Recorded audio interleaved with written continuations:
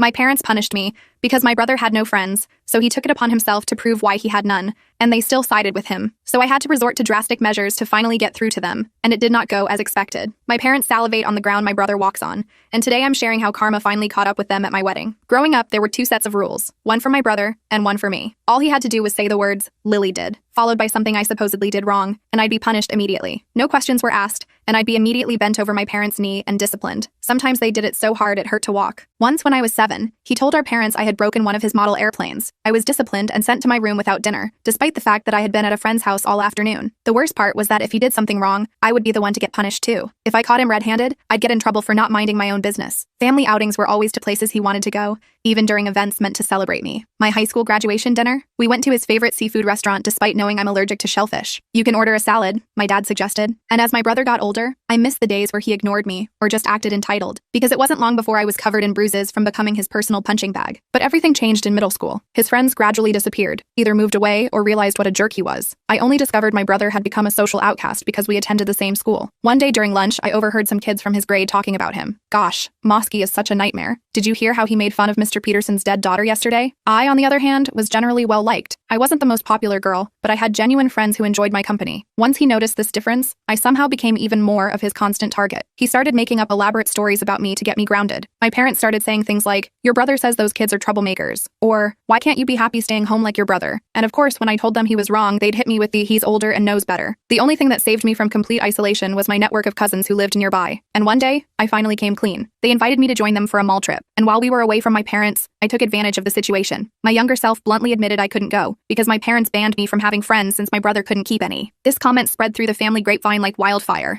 and apparently, my aunts and uncles confronted my parents about it later. "Is it true you're punishing Lily because Mosky doesn't have friends?" my Aunt Sarah asked my mother. I got punished for lying and grounded for weeks, but after that, something shifted. My parents eased up slightly on the restrictions, but the damage to their perfect family image couldn't be reversed. And because everyone now knew about my brother's social failures, he switched schools. My parents immediately agreed despite the higher tuition and longer commute, but still, he never forgave me for exposing him. If anything, his mistreatment intensified. But it wasn't just him anymore. Him and his new friends would come over and bully me together. They'd make comments about my appearance, hide my belongings, or deliberately exclude me from conversations. Once they even put salt in my water glass and laughed hysterically when I spit it out. My mom just smiled indulgently, saying, "Boys will be boys, sweetie. They're just having fun." My cousins became my closest allies, because my parents treated them 100 times better than me. My cousin Jocelyn especially became like the sister I never had. Her house was the only place I could experience what a normal family dynamic felt like. Pretty much everything stayed the same for a while after that, until I turned 16 and got my first boyfriend, because for some reason my parents insisted on meeting him, despite my reluctance. "We have to make sure he's good enough for our little girl," my dad said. And maybe in a world where I actually believed he cared,